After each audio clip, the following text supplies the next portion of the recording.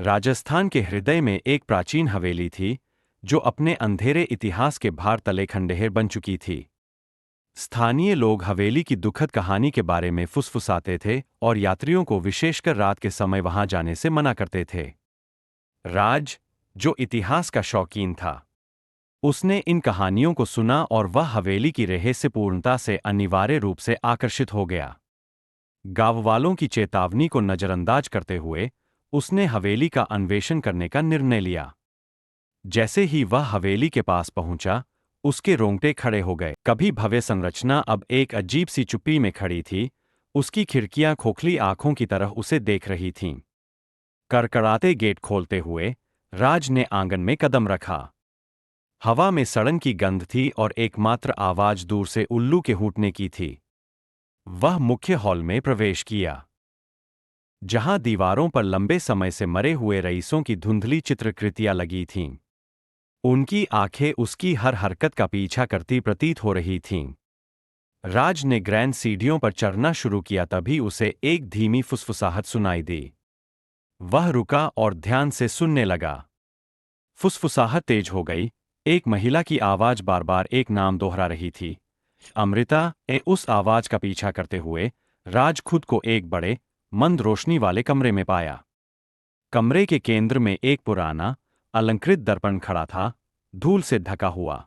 जैसे ही उसने धूल साफ की, राज ने देखा कि दर्पण में एक सुंदर महिला का प्रतिबिंब दिख रहा था, जो पारंपरिक राजस्थानी परिधान में थी।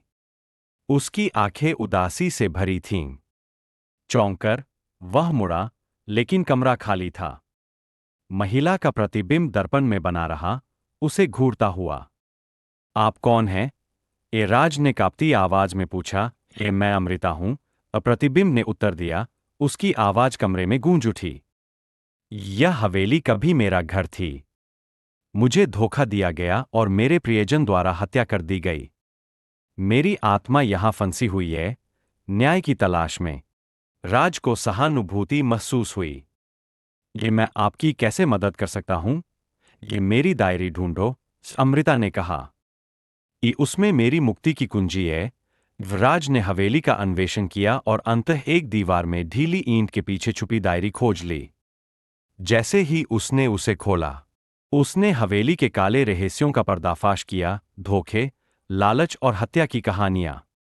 अमृता के पति ने ईर्ष्या और लालच के वशीभूत होकर उसे मार डाला था, ताकि वह उसकी संपत्ति को हड़प सके। डायरी के साथ राज दर्पण के पास लौटा। अमृता का प्रतिबिंब पहली बार मुस्कुराया। धन्यवाद, उसने फुसफुसाते हुए कहा। अब मैं मुक्त हो सकती हूं। राज ने देखा कि उसका प्रतिबिंब धीरे धीरे गायब हो गया और कमरा एक गर्म, सुनहरी रोशनी से भर गया। भारी वातावरण गायब हो गया, उसकी जगह शांति ने ले ली। राज हवेली से निकल पड़ा, डायरी को अपने साथ लेकर, यह सुनिश्चित करने के लिए कि अमृता की कहानी सबको पता चले और उसकी आत्मा को शांति मिले।